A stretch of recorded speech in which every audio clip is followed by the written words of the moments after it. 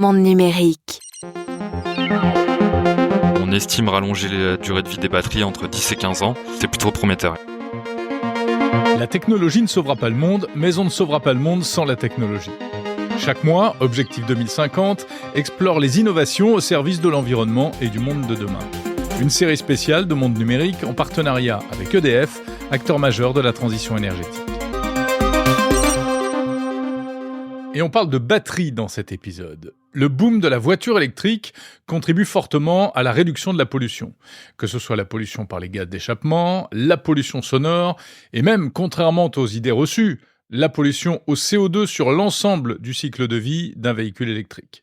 Longtemps présentées comme le point noir malgré tout de la voiture électrique, les batteries sont aujourd'hui recyclables à 90%. Mais avant de parler de recyclage, on s'est aperçu ces dernières années que ces batteries qui perdaient en efficacité pour les véhicules pouvaient encore être très utiles pour d'autres applications. La start-up lyonnaise Marny Energy a développé une technologie innovante qui permet de donner une deuxième vie aux batteries de véhicules électriques. Entretien avec son directeur des opérations, Pierre-Antoine Prénat. Donc nous, on se place comme étant une seconde vie des batteries, donc qui n'est pas une alternative au recyclage, mais plutôt qui permet de prolonger la durée de vie de ces batteries de véhicules électriques avant qu'elles soient recyclées. Parce qu'il faut savoir qu'aujourd'hui, ces batteries, les véhicules sont assez facilement orientés vers les casses automobiles et il y a assez peu de débouchés derrière, si ce n'est du recyclage ou du broyage pour de l'enfouissement. Donc nous, on propose de récupérer ces batteries et de les revaloriser dans des solutions de stockage d'énergie stationnaire avec une puissance industrielle. Et alors ces batteries, qu'est-ce qu'elles deviennent après ? Vous les utilisez pour faire quoi ? Et alors il y a beaucoup d'usages possibles. Nous, on les a catégorisés en 3. Alors d'abord, il va y avoir ce qu'on appelle de la batterie tampon. Typiquement, à nouveau pour développer et déployer des flottes de véhicules électriques ou notamment des stations de bornes de recharge. Souvent, il faut intervenir pour venir renforcer le réseau, ce qui peut être long, coûteux, polluant, etc. Donc nous, ce qu'on propose, c'est d'utiliser donc notre conteneur directement pour gérer les besoins lors des pics de recharge. Donc il se branche directement sur le réseau existant, il se charge de façon linéaire et c'est lui qui va générer l'énergie pour les pics de recharge. Ensuite, le cas un peu classique, ça va être du stockage et de l'optimisation de production d'énergie renouvelable. Notamment soit pour pouvoir gérer sa réinjection sur le réseau, soit pour pouvoir être complètement autonome. Je pense à une industrie qui fonctionnerait 24 heures sur 24 sur le modèle des 3.8. Elle peut tout à fait produire son énergie la journée et fonctionner de façon autonome 24 heures sur 24 grâce à notre battery shelter. Et le dernier cas d'usage, c'est le cas du générateur. En fait, on propose des capacités et des puissances qui permettent d'être une alternative à n'importe quel groupe électrogène thermique. Donc sur une semaine d'utilisation, on a estimé que ça pouvait représenter jusqu'à 1 tonne de CO2 économisé.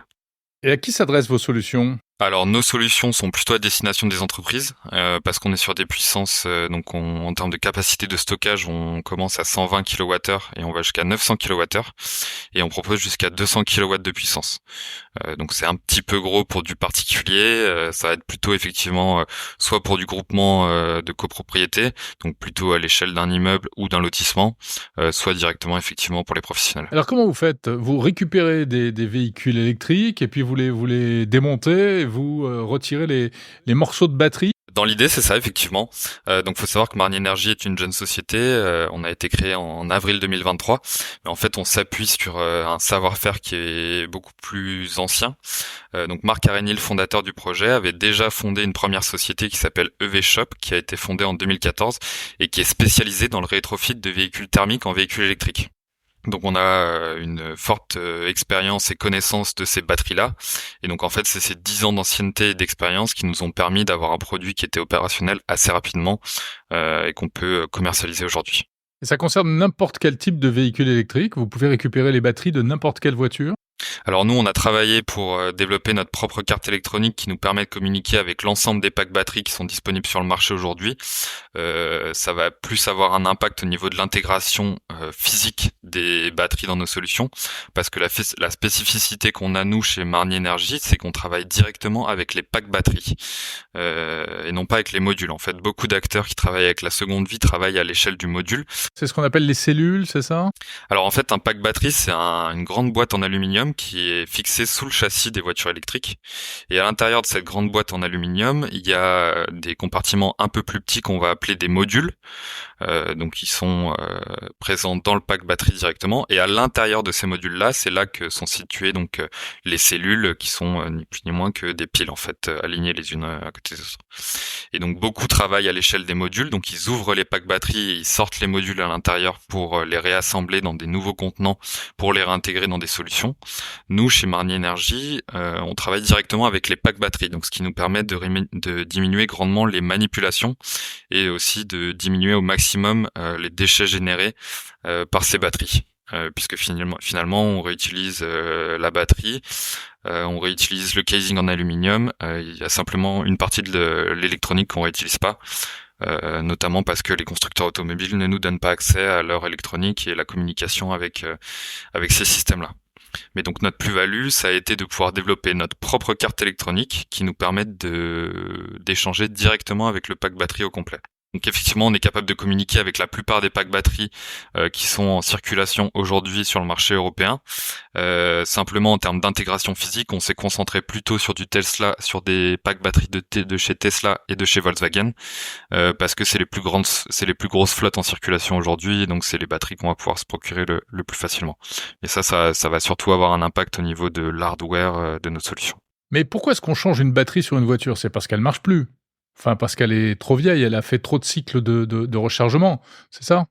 Alors il y a des cas qui sont effectivement des batteries qui sont usagées et qu'il faut effectivement changer. Donc elles peuvent être usagées pour un usage mobile dans une voiture et être encore bonnes et tout à fait valables pour un usage stationnaire qui est beaucoup moins contraint et où la contrainte de place n'est pas forcément aussi importante que dans un véhicule.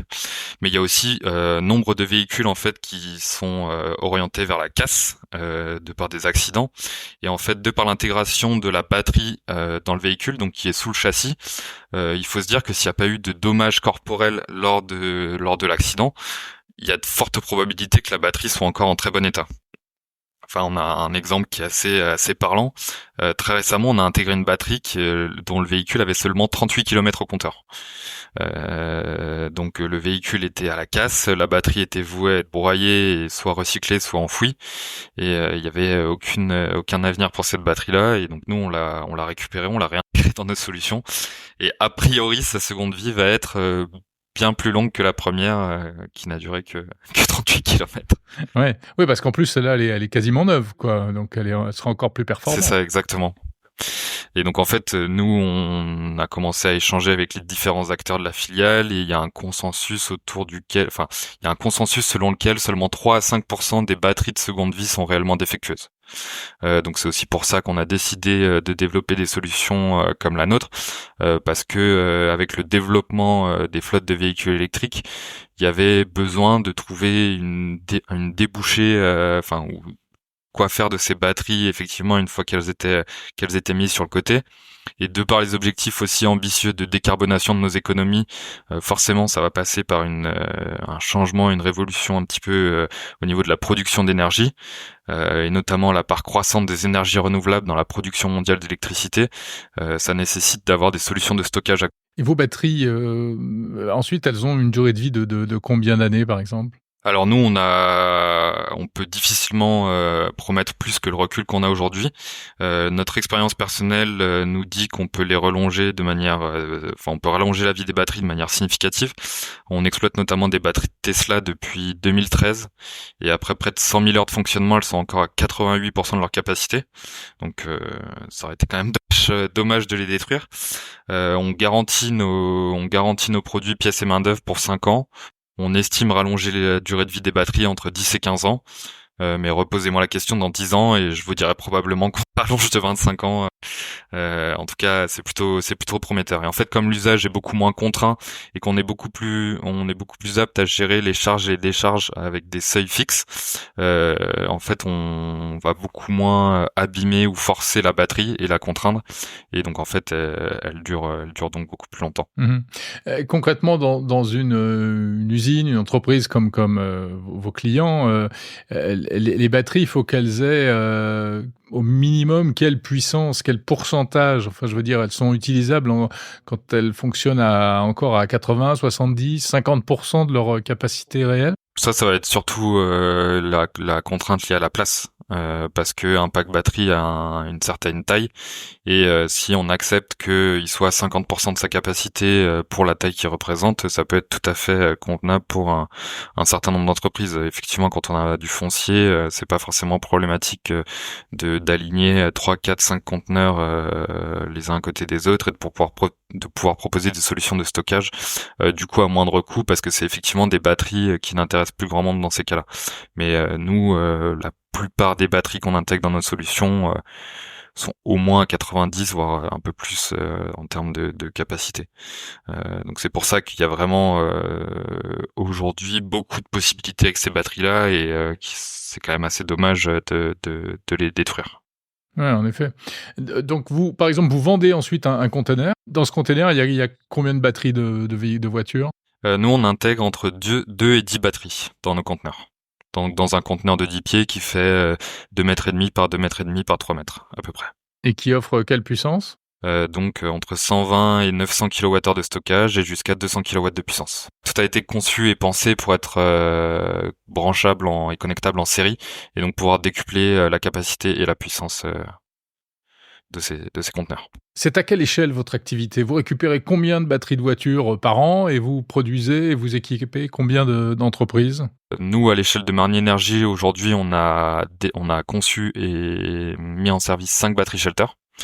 Donc nous, on est sur une phase vraiment de développement et de déploiement commercial au niveau de Marny Energy. En termes d'expérience vis-à-vis de la batterie de seconde vie, côté EV Shop et donc côté rétrofit de véhicules, on a intégré plus d'une centaine, on a acheté et intégré dans des véhicules plus d'une centaine de batteries. Donc on a un petit peu de recul par rapport à ça aujourd'hui.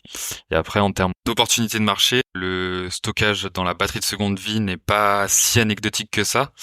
Notamment, donc si on considère qu'en 2023 il y avait plus de 2,8 millions de véhicules électriques en circulation au sein de l'Union européenne, cela représenterait 10% du besoin d'ici 2032 d'après Wood Mackenzie, qui estime le besoin à environ 55 gigawatts en termes de besoin de stockage supplémentaire. Merci beaucoup, Pierre-Antoine Prénat, responsable des opérations de Marny Energy.